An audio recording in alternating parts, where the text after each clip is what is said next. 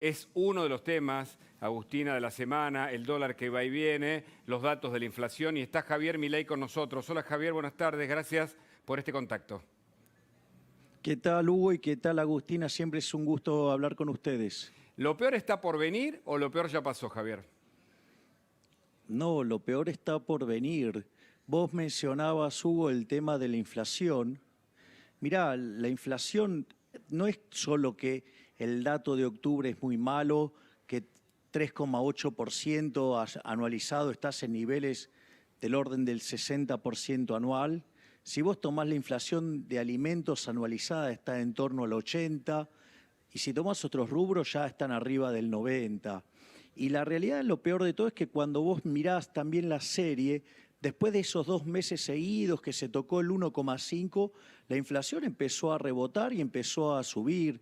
Y tenemos que tener en cuenta que hay cerca de un 30% del índice que está regulado, ¿sí?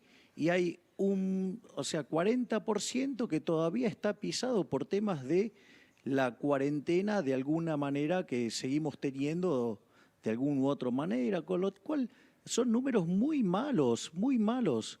Por lo tanto, te diría, cuando vos corregís por esos efectos de las cosas que no se están moviendo en el índice, la inflación mensual verdadera estaba viajando al 10 mensual, y eso es 200 anual. Eso es una hiperinflación moderna, Hugo. Javier, Agustina Girón te saluda, gracias como siempre por hablar con Sí, nosotros. Agustina, por favor. Lo decíamos recién, ¿no? Los números de octubre fueron los peores del año hasta el momento. ¿Qué debería hacer el gobierno para evitar que esos números sigan empeorando?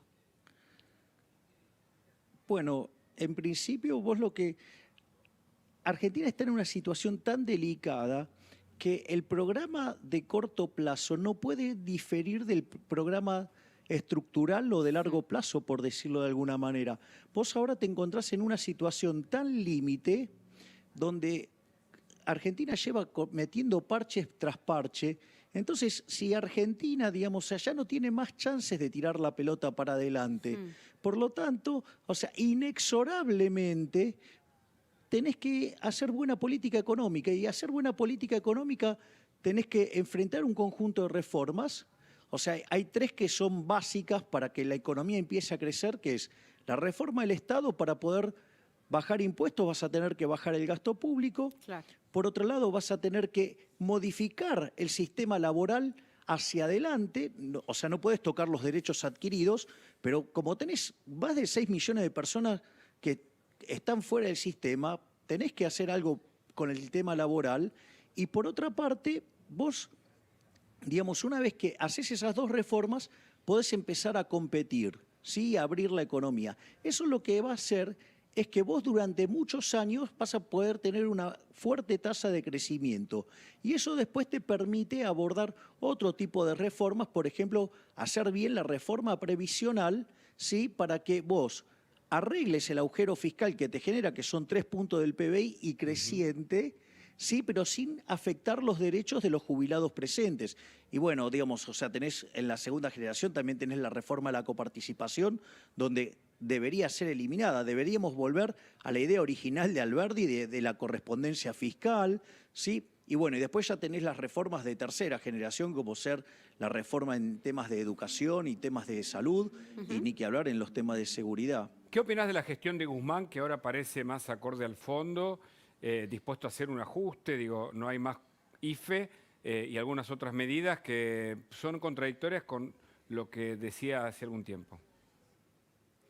Bueno, nosotros hemos sistemáticamente sostenido que era un muchacho muy poco serio, no solo que no estaba a la altura del cargo, sino que era profundamente contradictorio.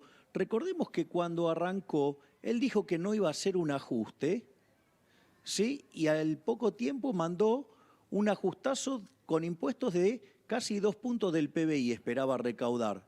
Y cuando al Caradura le preguntaron por eso, él dijo que efectivamente no había ajuste, porque no se tocaba el gasto público. Entonces, lo primero que hay que comprender es que, digo, él es muy funcional a la oligarquía política. Ajá. Es parte del problema de Argentina. Es decir, él no ve un problema en el gasto público. Es decir, para él es ese tipo de economistas que el gasto público es intocable y que siempre, digamos, o sea, mira, había una frase de Ronald Reagan que era genial. Vos cuando en el sector privado te equivocás y gastás de más, quebrás. Cuando vos estás en el Estado te pasa la factura. Y este pibe, ¿me entendés? O sea, vive pasándole la factura de sus errores al sector privado.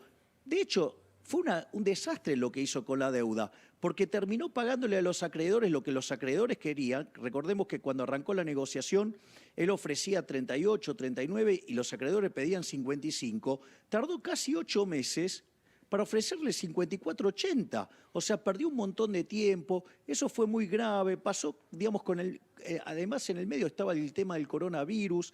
Y entonces, y además hay muy interesante lo que vos decís, Hugo, porque muestra la depravación de la oligarquía política y muy especialmente la de este gobierno, ¿no? Correcto. Porque vos fíjate, porque, digamos, espérame ellos no que tienen sumo a Luis problemas. Majul, así seguimos con Sí, el análisis, claro. Javier. Buenas noches, Luis. Hola, buenas noches, Agustino. Buenas noches, Hugo. Buenas noches, Javier Milei. Gracias por estar. Mira, yo te propongo que termines de redondear esto.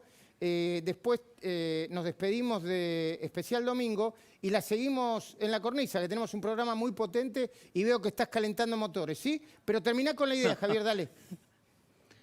Es que a mí me parece una depravación, ¿sí? Fíjate lo que estuvo haciendo este gobierno. Ahora, digamos, o sea, va a sacar el IFE. A ver, en cualquier parte del mundo todas las asistencias que se dieron fueron transitorias. Ahora, ¿pero por qué fueron transitorias? Porque las cuarentenas fueron cuarentenas razonables en términos de tiempo, en términos de profundidad. Argentina tuvo, aun cuando se le avisó al presidente que esto era una aberración, hicimos la cuarentena más larga y más profunda del mundo. ¿Por qué el resto del mundo las puede recortar estos programas? Porque el mundo se está recuperando en B corta. Ahora Argentina empezó a hacer una B corta, pero el brazo derecho se le amputó. ¿Por qué se le amputó? Porque la cuarentena tan larga y tan profunda llevó a la quiebra a muchísimas empresas, destrozó 3,6 millones de puestos de trabajo. Entonces, ¿cuál es el problema? Si ahora además le vas a quitar el IFE a la gente, digamos, estás generando las bases de un estallido social. Ahora, Javier, entonces vos decís que hay que mantener el IFE, aunque genere más emisión, y hay que mantener también los programas de ATP, aunque genere más emisión. No, lo que yo digo es que para darle contención a esa gente deberían haber hecho lo que se debería haber hecho desde un primer momento, que es recortar otras partidas que no han querido recortar, básicamente porque de ahí roban, Luis, ese es el punto. A ver, lo voy a decir claro, está el estudio del BID y no me voy a cansar de mencionarlo.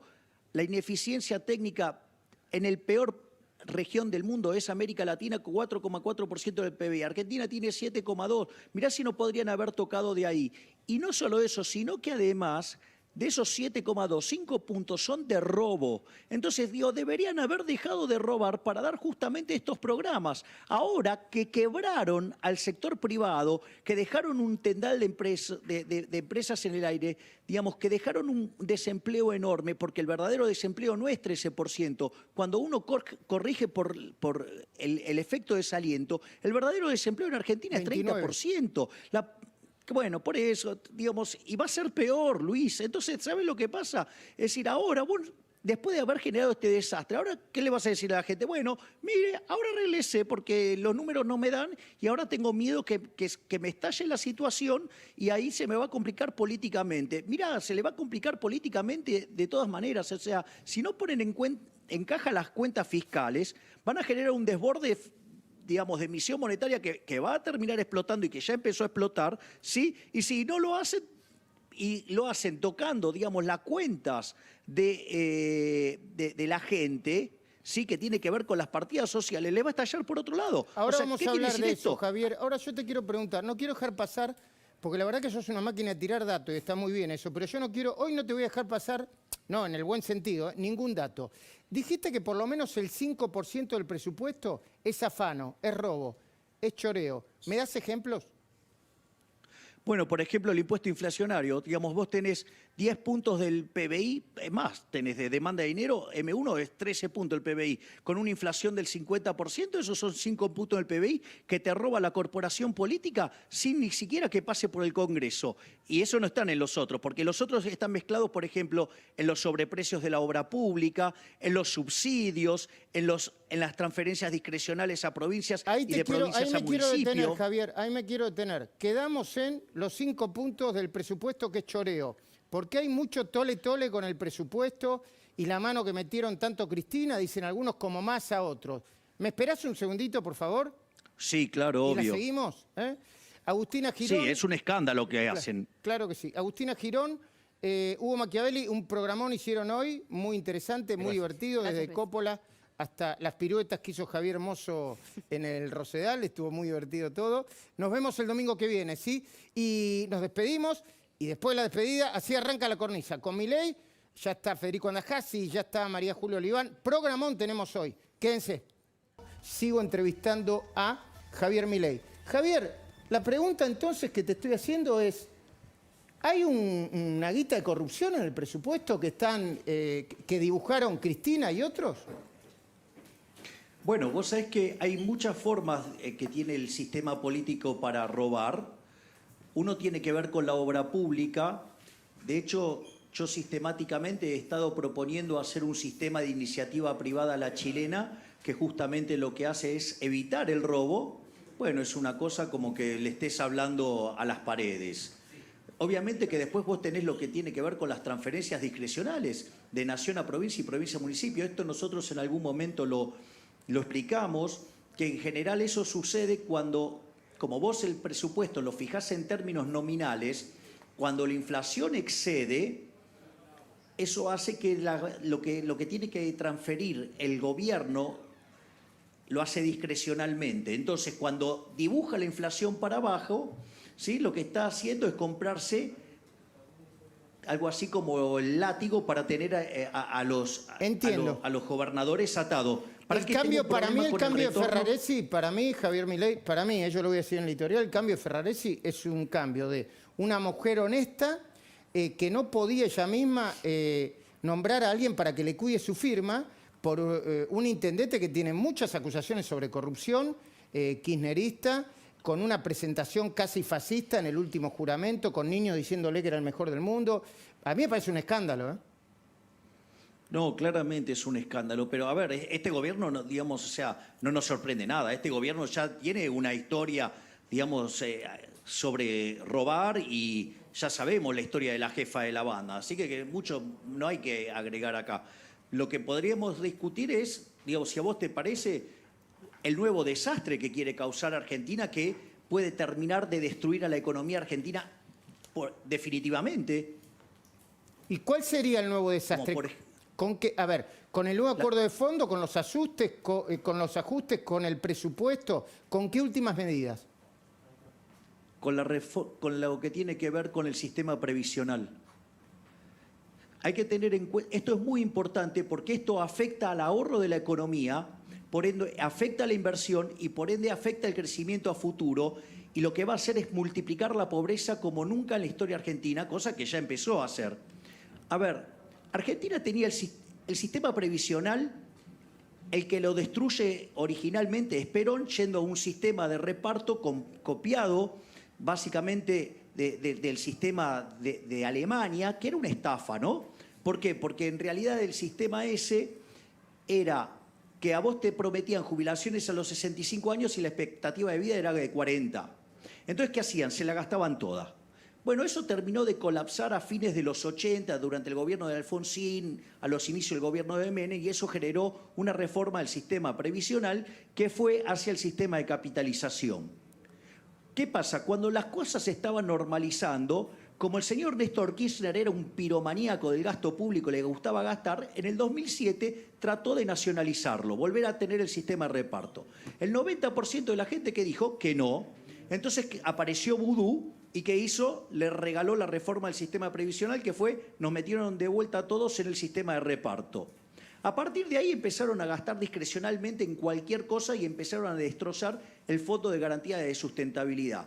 Digo, un gran emblema de ese destrozo, por ejemplo, fue Bocio, ¿no? Que andaba por todos lados jactándose de que hacía rendir ese fondo 16% cuando la inflación promedio fue del 30%. Es decir, un desastre. Entonces, eso quiere decir que de donde vos tenías que sacar fondos, por ejemplo, digamos, generaba pérdida en términos reales. Pero a eso le tenés que sumar las aberraciones que hizo Cristina. Por un lado, casi duplicó la cantidad de jubilaciones, dándole jubilaciones a gente que no hizo aportes. Cuando vos tenés un sistema de reparto y hay una torta y vos tenés para repartir ahí, si vos ponés más manos, bueno, las porciones cada vez van a ser más chicas. Y como eso no le alcanzó, además, si vos te acordás, Luis, se mentía la inflación en Argentina durante el kirchnerismo. ¿Cómo no me voy a acordar? Entonces, ¿qué es lo 2006? que pasó? Exactamente. Entonces, ¿qué es lo que pasa? Ante esa situación, ¿qué es lo que hizo el kirchnerismo? Creó una fórmula que servía para esquivar el tema inflacionario. Entonces lo pusieron en función de la recaudación y en función, ¿sí?, de los salarios. Y eso generó, durante los últimos 4 años del kirchnerismo, pese a que el PBI per cápita en Argentina cayó, las jubilaciones subieron 20% en términos reales. ¿Qué es lo que terminó haciendo Cristina Fernández de Kirchner? Quebró el sistema previsional y genera un déficit de 3 puntos del PBI creciente en el tiempo. Y si vos no modificás eso, vas a destrozar la economía porque vas a destrozar el ahorro, no va a haber inversión, ¿sí?, digamos, y no va a haber crecimiento y por ende va a haber más pobres. Ahora, eso lo trató de corregir el gobierno de Macri, ajustando la fórmula, y terminó con 14 toneladas de piedra en el Congreso, y ahora quiere volver a la misma fórmula. ¿Sabes lo que van a hacer? Van a destrozar la economía. Esa reforma va a destrozar la economía. Bueno, y luego está el tema de que aún así hay un ajuste para todos los saberes jubilatorios, que aún así hay un ajuste en los subsidios y tarifas. Pero esperame un segundito, Javier, porque quiero compartir esto con vos. Sí. El gobierno está haciendo 3 ajustes que después yo voy a tratar de explicar en el editorial. Un ajuste premium, un ajuste para la clase media, muy fuerte para la clase media, y un ajuste para los que menos tienen, para los jubilados. Pero es un ajuste brutal. Ahora, ellos ajustan para gastar más, porque vos mirás el presupuesto y es para gastar más. Nosotros pagamos, pero la clase política no se ajusta. ¿Me esperás un poco, Javier Milei, que voy a saludar a otro Javier? Sí, claro. Javier Mozo, buenas noches, ¿cómo va? Luis, buenas noches. Vení de la Julia y calle, estás Federico. un poquitito despeinado, ¿no hay ¿En problema? serio? Sí, sí, Bueno, no hay problema. estamos- No hay problema. Entre Milei y vos vamos a... Estamos iguales los Javier. Adelante, por favor. ¿Te acordás que el año pasado presentamos un informe sobre los senadores, el gasto del Senado, la cantidad de asesores, etcétera, etcétera? Bueno, se nos ocurrió, de acuerdo a una Perdón, información... no es antipolítica, ¿eh?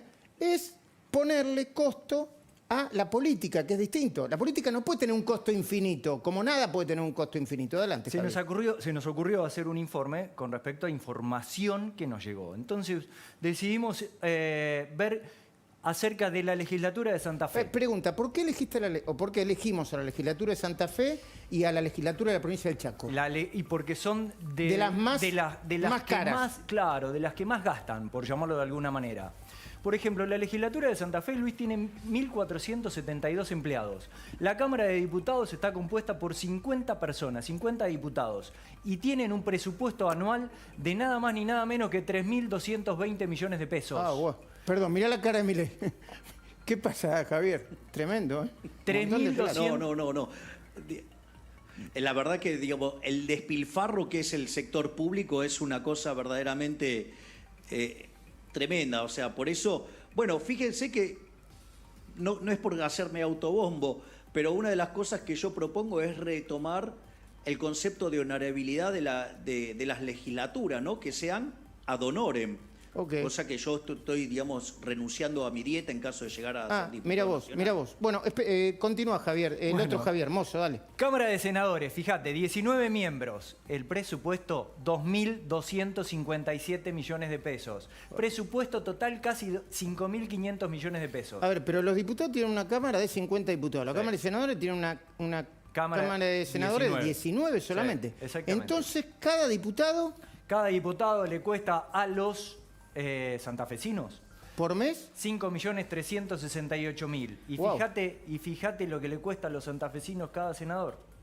casi 10 millones de pesos por mes.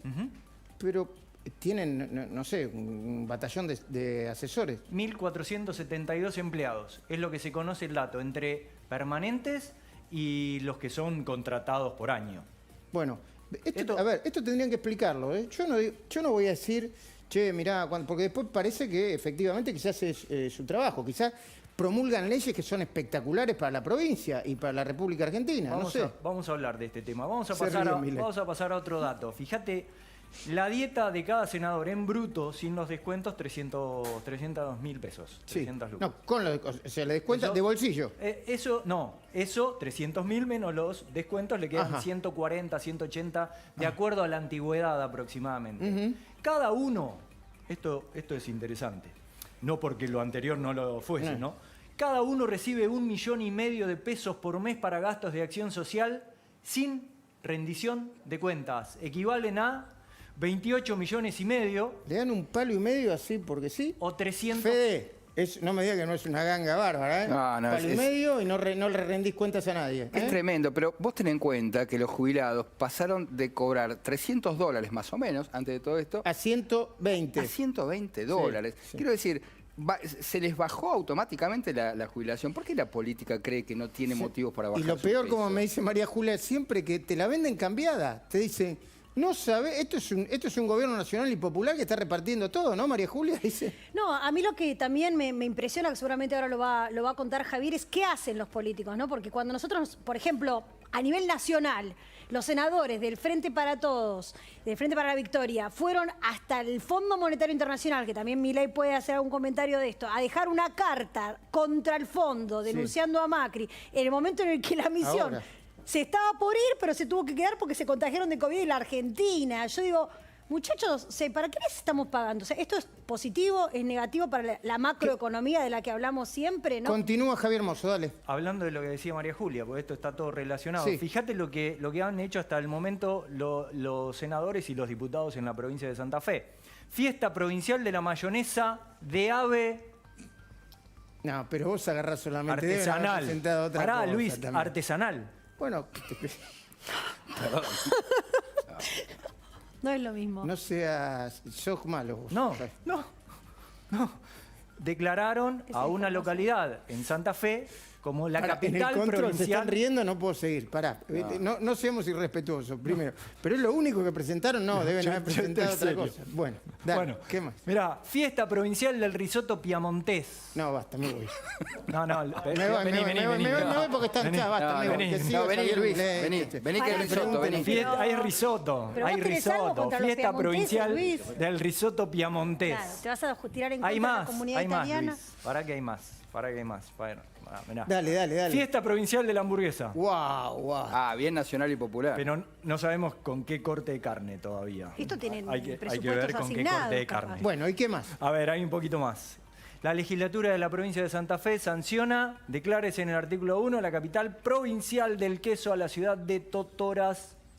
Pero espera, y después pero el domingo que viene me trae los proyectos de ley posta. Dale. Porque debe haber más. Y yo supongo que sí. No, bueno, a ver, supongo que Javier Milei, hay un gasto de la... Yo no quiero ser antipolítica, ¿no? Ni antidemocrático, pero hay un gasto de la política que por lo menos tienen que explicar, ¿no, Javier Milei? A ver, Luis, vamos a ponerlo en blanco y negro. Proyectos como ese no solo están en las cámaras provinciales, están en las cámaras de diputados, o sea, de la Las nación. nacionales.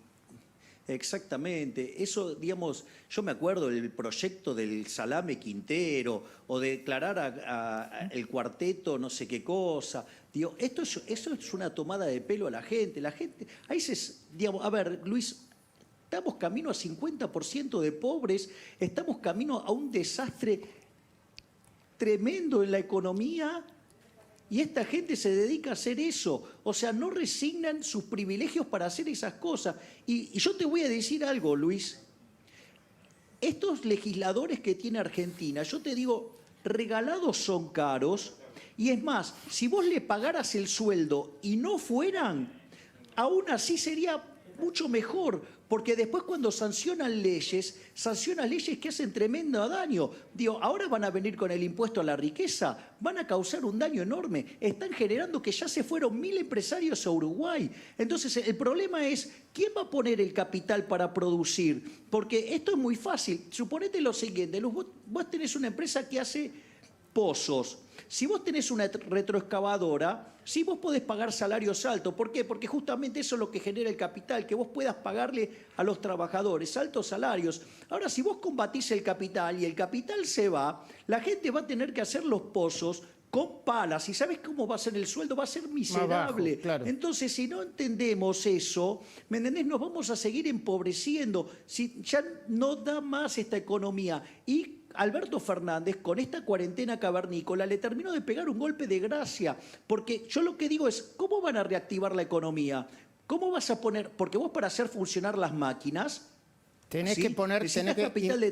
tenés que invertir. Claro, pero claro, para ponerlas en marcha y además para hacer funcionar el ciclo de caja, es decir, vos necesitas invertir en capital de trabajo. Y el capital de trabajo te lo comiste en la primera parte de la cuarentena y después, como no la cortaban, se terminaron comiendo los ahorros. Va a ser muy difícil cuando la quieras poner en marcha. ¿Y qué lo van a hacer? ¿Financiarlo con emisión monetaria? Van a generar tanta emisión monetaria que van a generar un desastre inflacionario. Recordá que la cantidad de dinero este año, mira, yo lo voy a poner en dólares para que tengamos ideas de los desastres macroeconómicos que tenemos. El déficit fiscal, sí, medido en dólares, es de 30.000 millones de dólares. El déficit del Banco Central son 10.000 millones de dólares. ¿Con qué querés que lo financia? Con emisión monetaria. Claro que sí. Por otra parte, la gente repudia el dinero. La gente no quiere tener dinero. Pesos. A ver, en lo que va del año... Claro, exactamente, no quiere tener los pesos. Está bueno el punto, gracias Luis. Entraron 11.000 millones de dólares comerciales y las reservas cayeron 10.000 millones. Es decir, las netas. Es decir, que la gente desprecia el peso y encima tenés una caída monstruosa del nivel de actividad. ¿Y qué es lo que querés? ¿Que seguir emitiendo dinero?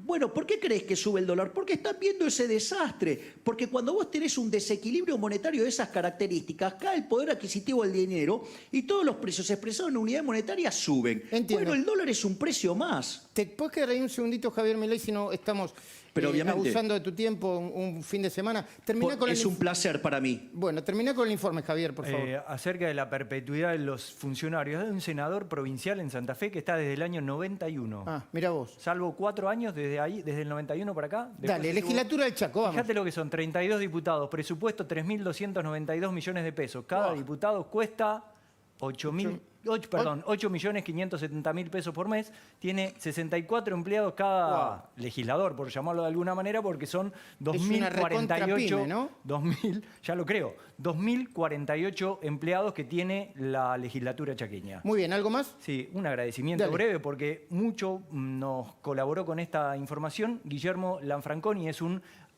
abogado. Perdón. Yo pensé que cuando apareció Guillermo Lanfranconi, digo, pero ese es Capitanich. No, claro, nosotros hicimos un informe hace un par de meses Sí. relacionado con Capitanich y la Sí. inmobiliaria. Bueno, ¿qué es lo que trató la legislatura de Capitanich, la legislatura chaqueña, quiero decir? Que se votó en un viernes, fuera de los días donde se juntan los legisladores, se votó que tiene la potestad de vender cualquier inmueble de la provincia. O sea que sigue la inmobiliaria. Sí, la inmobiliaria. Muy bien, exactamente. nos escribió mientras estábamos haciendo el programa, la verdad que nos está viendo mucha gente, lo agradecemos, un economista del CONICET, Ariel Korenberg, porque está hablando de cuánto vale la corrupción en Argentina, cuánto nos cuesta a los argentinos. Vamos a hablar solamente de eso un minutito con él. Pero Javier, gracias Javier Mozo. De nada. Javier Milei, ahora, el dólar va a volver a subir, dicen, no lo terminaron de agarrar, ¿no? A ver, Luis, esto nosotros lo habíamos explicado justamente en tus distintos programas. A ver, el dólar sigue la tendencia de todos los precios de la economía. Lo que pasa es que como es un activo financiero, pica primero, pero vos lo que tenés que mirar son las cuestiones estructurales. Punto 1, dado este déficit fiscal, ¿vamos a dejar de emitir dinero? No. Dado la historia argentina, ¿los argentinos vamos a querer demandar pesos? No. Es discutible lo que puede pasar en materia de actividad económica, porque no sé, digamos, si viste los números de actividad en el presupuesto. Sí, sí. Son a ver, son un dibujo. Ni Dalí se hubiera animado a tanto.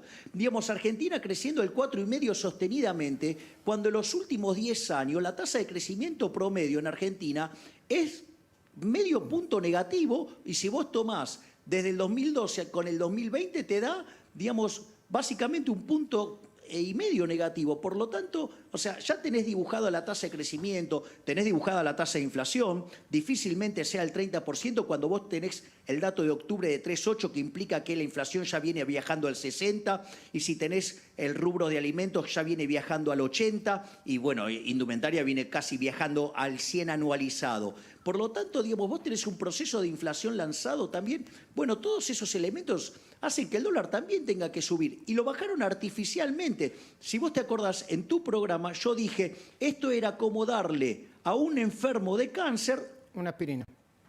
una aspirina. Bueno, ¿cuánto duró? Y duró un par de semanas, ya está, se terminó. Y en el medio se patinaron el equivalente a $1.000 millones. O sea que liquidaron bonos por $3.000 millones. Es una locura lo que hicieron.